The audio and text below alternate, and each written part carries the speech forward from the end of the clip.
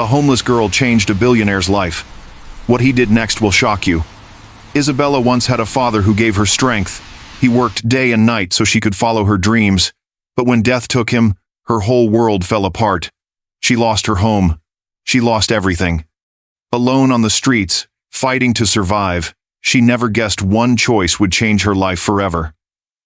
What could she have done to catch the eye of a cold billionaire? And what happened next that left her shaken with fear? Sit back as we uncover Isabella's unforgettable story, a tale that will stay with you. Once, in the restless city of Lagos, where life was a daily battle, lived a young woman named Isabella Thomas. While others were born into comfort, or at least modest homes, Isabella came from deep poverty. Her mother died minutes after her birth. Her father, Peter Thomas, worked as a market laborer in Lagos mainland. Every day he carried sacks of rice, crates of onions, and heavy cartons of tomatoes just to feed Isabella and keep her in school. Peter Thomas had little, but his hope in his daughter was endless. Each morning, before work in his torn shirt and dusty slippers, he told her, "Your education is my pride. I may be poor, but you will be great one day." They lived in a single-room apartment with a leaking roof. Yet, in this broken home, Isabella grew with values richer than gold. Her father taught her honesty, dignity, and the belief that no condition was permanent. Isabella adored her father. She studied hard, avoided trouble, and dreamed of making him proud. By 16, she was known in the neighborhood as the street professor. She read under candlelight, and when neighbors powered their generators, she studied outside their doors, using their light while others watched movies. She tutored classmates for free and helped her father record daily earnings in a small notebook. She loved numbers. Her hard work paid off. She gained admission into the University of Lagos to study accounting. Her father wept with joy when the letter arrived. From then on, he worked double and sometimes triple shifts, carrying heavier loads, borrowing small money to keep her in school. But fate always strikes without warning. In her third year, after finishing exams, Isabella stepped out of the hall and saw men in gray suits waiting. Her heart skipped. Had she done something wrong? Then came the terrible news. Her father had fallen from a truck while unloading rice. He hit his head and was rushed to a hospital. But they demanded a large deposit. They took him to another hospital, where he died the next morning. Isabella was left with debt, pain, and no family. Her whole world shattered. She sold all their belongings to pay hospital bills and bury her father. After the burial, everything changed. Alone, she struggled to survive in school. She applied for jobs, sent CVs to banks and shops, taught children for a fee, even washed clothes in people's homes. But Lagos is unkind to the poor. Employers rejected her for being a student. Others demanded shameful favors in exchange for work.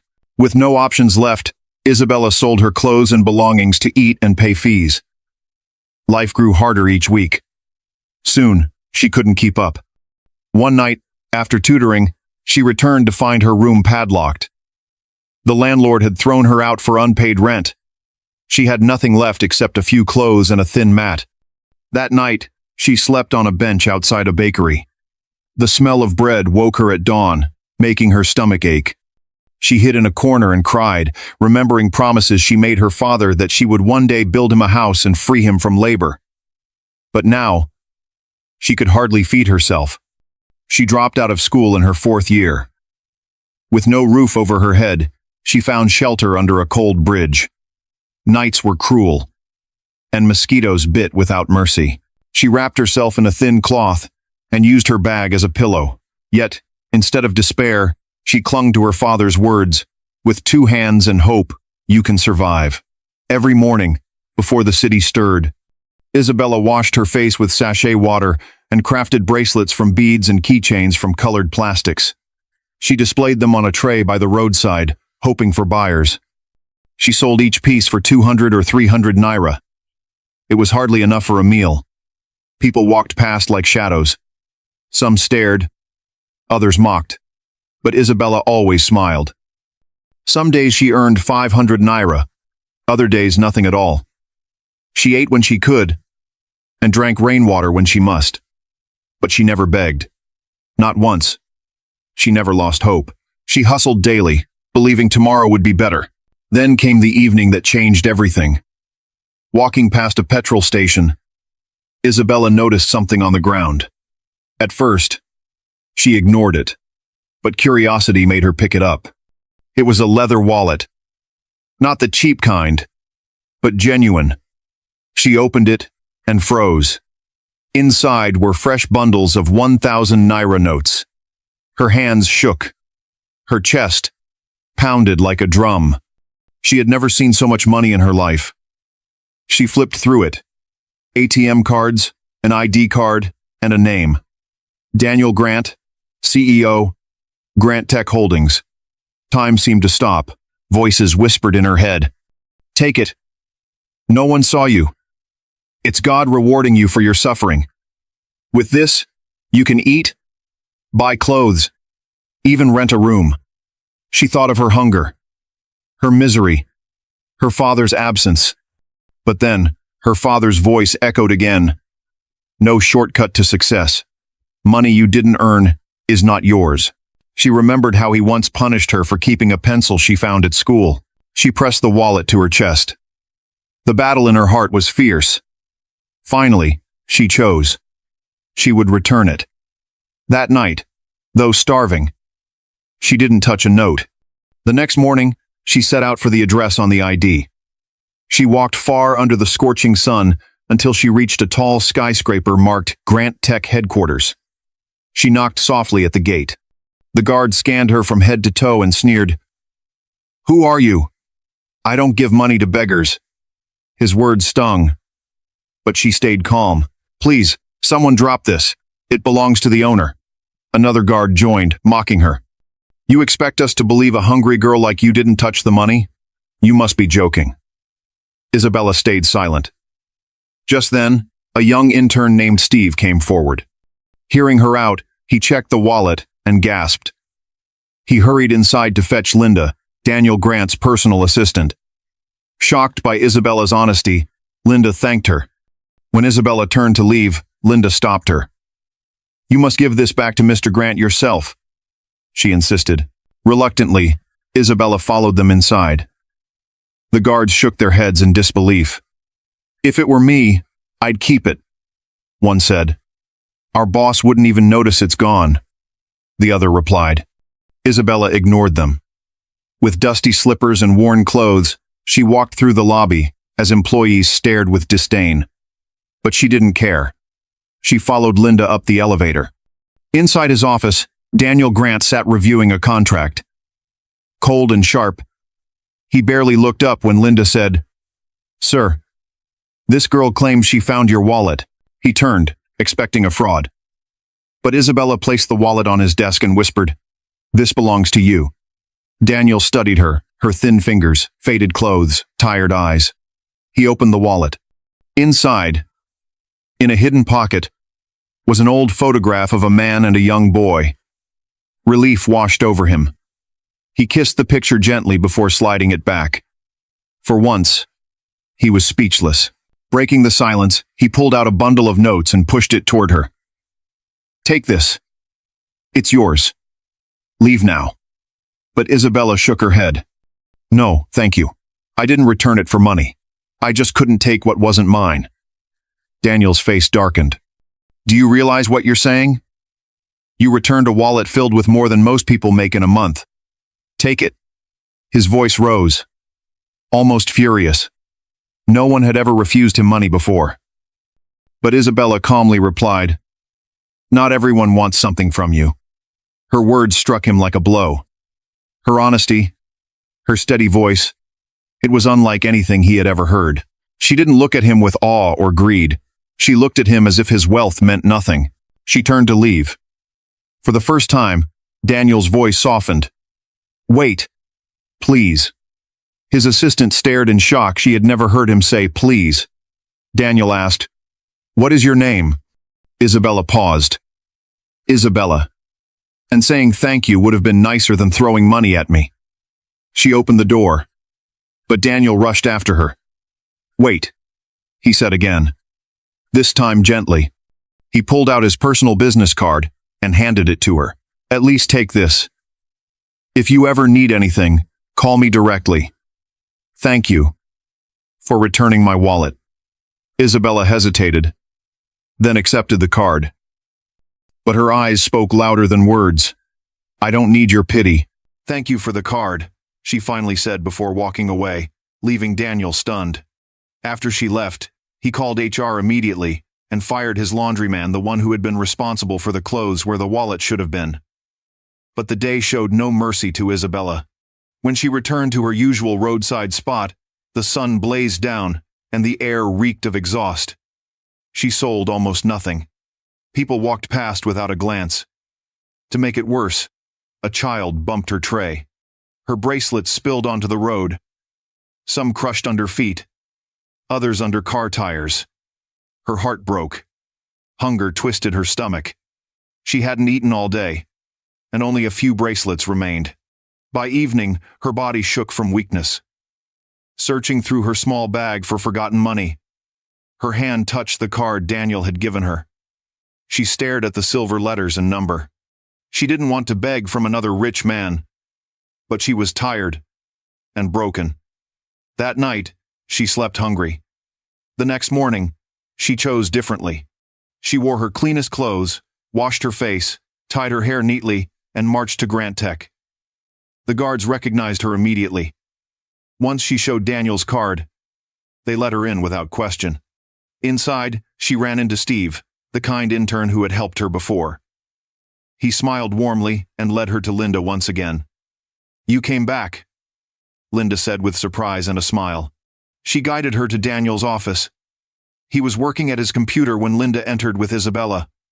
"Sir, the young woman who returned your wallet yesterday is here," Linda said. Daniel didn't look up. "She came back, huh? Sit down." He finished typing, then opened his drawer, pulled out 2 bundles of crisp notes, and pushed them toward her. "Take this. You impressed me yesterday, but I'm not surprised you returned." "Everyone does," he said coldly. Isabella slid the money back, calm but firm. "I didn't come for money. I want work. Any job." Daniel leaned back, studying her. Her calm voice, her worn blouse, the dirt beneath her nails, everything told him she was desperate. But her tone was neat, graceful, and steady. He had expected an uneducated beggar. Instead, she spoke with quiet pride. After a pause, he said, "We do have janitorial openings. Cleaning restrooms, hallways, that sort of thing." She didn't flinch. "That's fine. I'll take it. Thank you." Her smile was soft, genuine. Daniel blinked, surprised. Why would she refuse large money for the lowest job in his company? But she answered without hesitation. "I said I want work, not charity. When can I start?" "I don't mind tomorrow." He nodded slowly. HR will process you. You'll get a uniform and shoes." She stood, thanked him once more, and left. Daniel sat in silence. For the first time in years, a woman with nothing had moved like someone with everything. Daniel Grant was no ordinary man. He was CEO and founder of Grant Tech Holdings, a multi-billion-dollar empire spread across Africa, Dubai, and London. He owned estates, private jets, and cars few could even pronounce. He lacked nothing. Yet what made him most infamous wasn't his wealth, but his nature. He was cold, sharp, and brutally arrogant. Employees feared him. One late report could end a career. One typo in a presentation meant a sack letter. His office was like a military camp. Linda, his loyal PA, had survived longer than most, but even she never spoke unless necessary. She had seen Daniel fire entire departments over small errors. To him, people needed him, so he treated them like trash.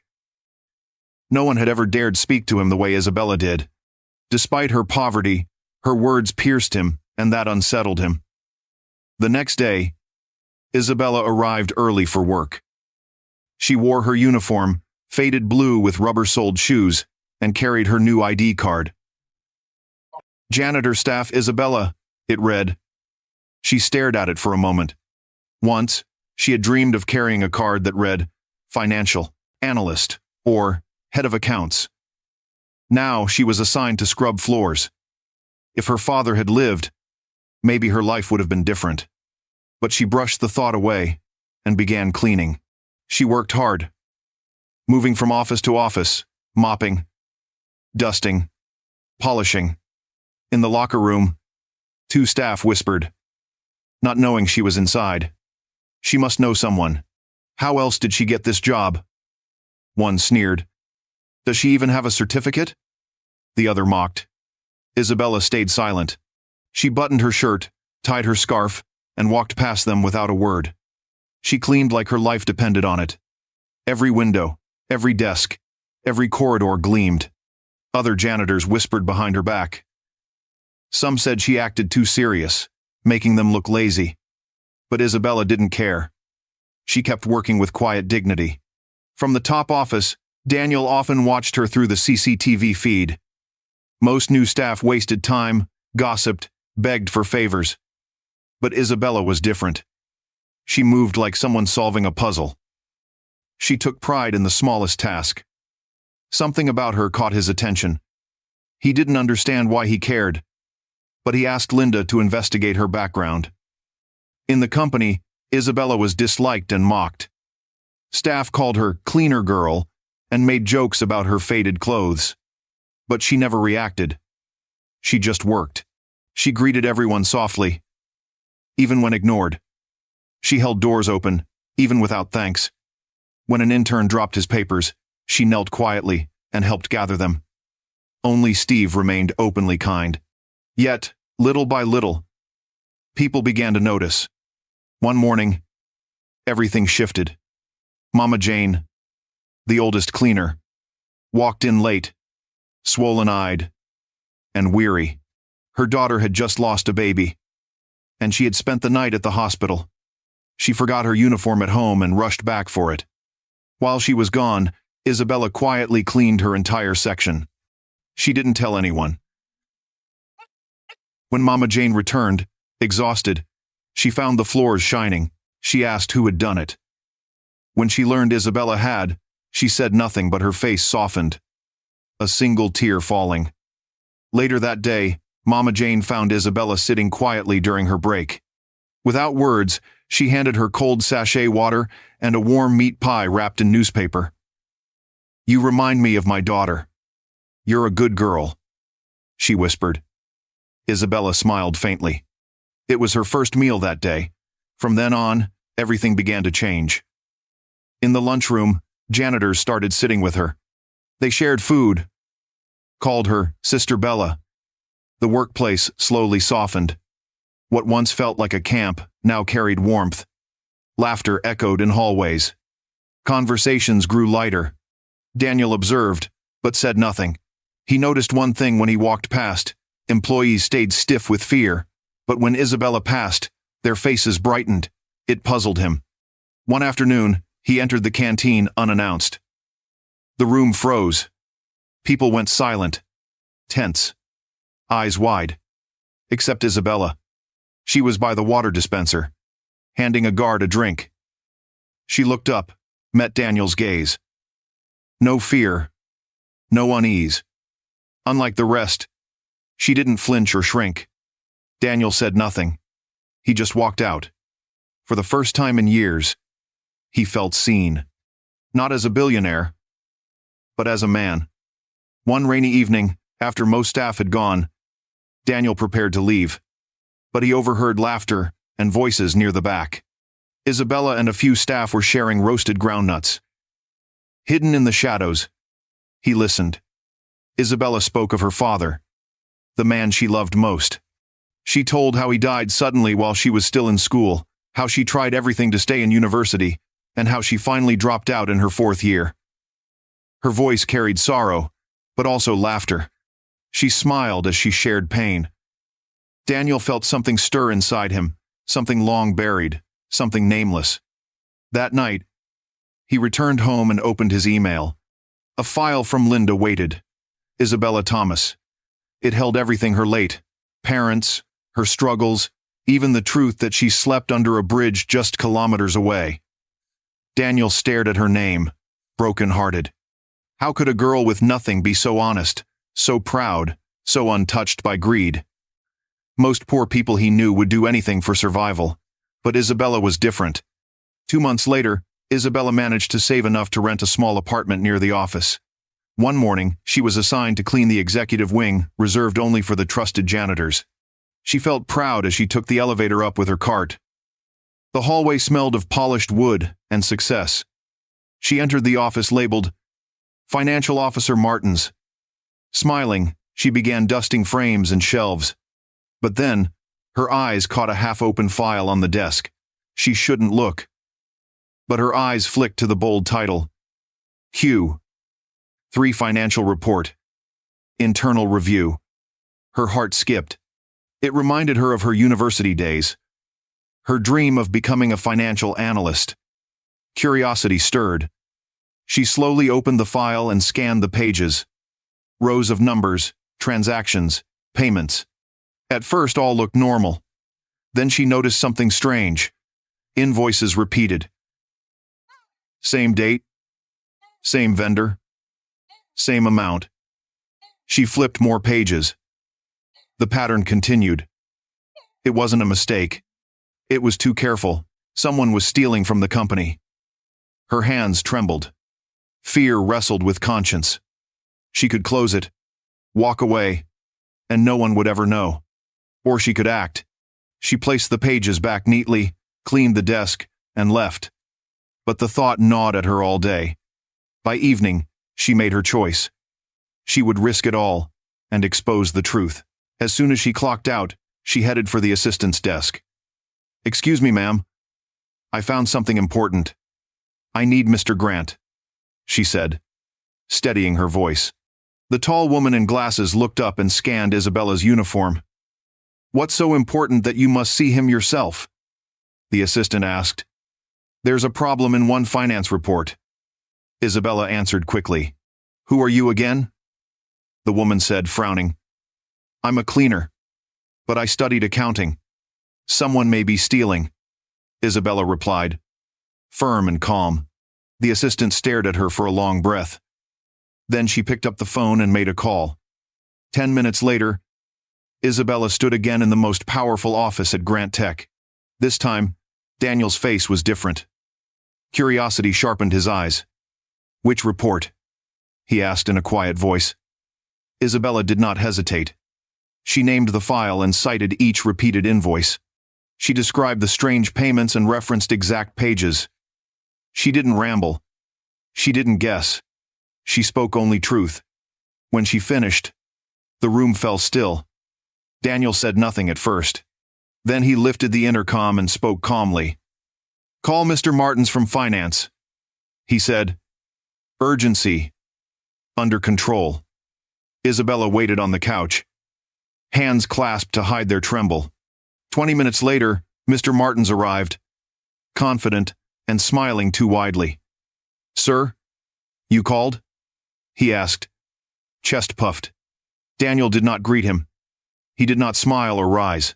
He asked his assistant for the duplicate file, then slid it across the table. "Explain these figures," Daniel said, voice flat as stone. Martins flipped pages fast, eyes narrowing at the second invoice. He checked the third, then the first again. His breath turned ragged. I don't know how these got here. It's a clerical error. But," he choked on the lie. He had no answers. Isabella watched in silence, heart thudding against her ribs. Daniel stood slowly. The desk. "Martins, you've worked here 6 years. You sign every quarterly report," he said. "Do you think I can't smell a thief?" His voice was calm, heavy with disappointment. Martins tried to speak, but words died on his tongue. The smile vanished from his face. He was fired on the spot. Security walked him out with his box, his shame, and a thick silence. From the glass, Daniel watched the escort to the gate. He said nothing for a long moment. Isabella sat quietly, not gloating, not proud. She believed she had only done what was right. After a while, Daniel turned to her with gentler eyes. "How did you catch the errors? Did you study accounting?" She nodded. "Yes, sir. I was in university before my—" He lifted a hand. He already knew, but he had asked anyway. Respect warmed his features. Pride, too. And something new he rarely felt. "Well," he said at last, "there's now an opening for a finance trainee. Apply if you're willing. You've shown honesty and skill. I'll be rooting for you." For the first time, he saw her smile. It lit the room. She thanked him and left, still smiling as the door closed softly. The next day, the building buzzed with rumors and wonder. A cleaner exposed fraud, they whispered in the halls. That girl is sharp, not luck brains. She studied accounting? Voices rose and fell like a tide. A week later, HR released a company-wide notice. Everyone, inside and outside, could apply for finance trainee. The walls hummed with murmurs. Some laughed, some scoffed. "Maybe Isabella will apply," they said. "She can try, but this is Nigeria. Without connection, you're stuck." Isabella applied anyway. She filled the form herself and sat the test. She read all night for the interview and walked in with calm confidence. The panel asked their questions. She answered clearly. No rush. No pride. Just truth. When results came, the girl who once slept under a bridge placed first. She did not win, from pity or favoritism. She earned it. Her joy overflowed when she saw her name at the top. The following week, she stepped into her new desk in finance. Her suit was simple and neat. Her smile was the same soft one. The nameplate read, Isabella Thomas, finance trainee. Housing was arranged for her as well. Heads turned when she passed, but the whispers had changed. People congratulated her. Some even clapped. The new title did not change her heart. She greeted kindly, helped quietly, and stayed humble. Above it all, Daniel watched through CCTV, feeling a deep, quiet pride. He no longer saw a poor cleaner from the hallway. He saw the woman who held his wallet and returned it untouched. The woman who uncovered fraud no one else noticed. The woman who climbed without stepping on anyone. Something inside him softened toward her. The girl who refused to be pitied had changed him. And Daniel began to change for everyone. He stopped barking at interns. He asked after families. He brought coffee to the guards. People noticed the shift. The boss is different, they whispered. It started when that girl arrived. Daniel's feelings grew, steady and unannounced. They saw each other more in meetings and seminars. She never tried to impress him or steal a glance. She did not flatter or flirt. She barely held his gaze. It intrigued him. One evening, leaving late, he heard a familiar voice in the conference room. He peered inside. Isabella stood at the board, rehearsing a presentation. She gestured, explained, corrected, and started again. She did not know anyone. Watched. Daniel stood there. A long moment. Then he did something he hadn't done in years. He clapped. She spun around, startled and blushing. "You!" "Sir, I didn't know," she stammered. He stepped closer. Different now. Almost tender. "You're good." "I'm impressed," he said simply. She looked down. Shy and unsure. "I'm only trying," she whispered. "You're not just trying. You're becoming," he replied, taking a seat. A quiet settled over them. Then his voice softened again. "I used to think everyone wanted something, money, power, access," he admitted. "But when you refused my offer that day, I saw dignity again."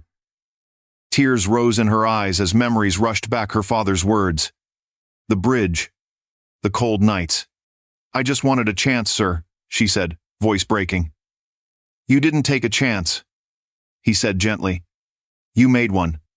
He stood and left with a warmth in his chest. From then, a friendship formed in careful steps. They spoke sometimes. Never during work hours. She asked him brave questions no one else dared. One day, she surprised him completely. "With your power and wealth," she asked softly, "are you happy, sir?" He didn't answer. His silence said enough. Soon after, he called her into his office one morning. She thought it was work. Instead, he handed her an envelope. "What's this?" she asked, afraid of bad news. He smiled. "Your transfer letter. You're now a junior financial analyst. Permanent. Full benefits." She stood speechless, heart pounding. Before words came, he reached into a drawer and lifted a small box. Inside was a car key. "A company car and a driver if you want," he said. She stepped back, shaking her head. "I can't. I don't deserve this," she whispered. Daniel smiled and moved closer. "You deserve everything, Isabella. You changed me. You changed this company. You changed my eyes," he said softly. In that moment, she saw him differently too. Over the weeks, she had learned his past. She felt a quiet pull she could finally name. When she stepped outside, the hallway erupted with applause. Some hugged her, some whispered, "Well done." Others simply watched, smiling in awe. Days turned, and they grew closer still. She learned why he had been so cold. He wasn't born rich. He was raised by a father chasing money and a mother who left when he was 10. He learned early that love had conditions, especially around wealth. When he finally rose, the world returned with greedy hands.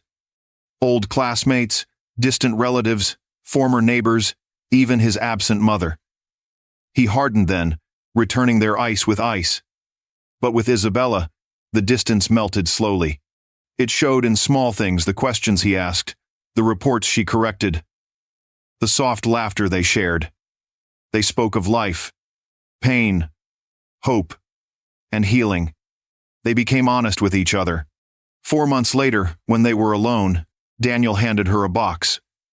She thought it was another gift. It wasn't. Inside lay a diamond ring. Before she could breathe, he was on one knee. The almighty Daniel Grant knelt for no one until now.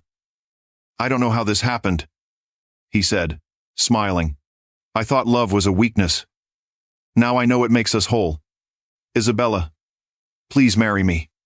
Tears filled her eyes. She had never imagined this moment, but her heart already knew. She said yes. The wedding was quiet and beautiful, just as she wanted. No media, no partners, only staff and true friends. On the altar stood 2 souls. Not CEO and cleaner, but equals. They spoke vows that bound their hearts as one. And that is how a forgotten girl became the woman a billionaire needed. Not for beauty or power, but for honesty and resilience. The world often sees your clothes, your address, your losses, but true worth hides in how you rise when life buries you. Isabella did more than return a wallet. She returned integrity to a broken system. She proved anyone can reach the top by striving and refusing to quit. What lesson did this story leave you with? Share your thoughts below. Another powerful story arrives in a few days. Subscribe and turn on notifications so you don't miss it. If you enjoyed this tale, please like and share to inspire someone. Thank you for watching to the end. God bless you. See you in the next one.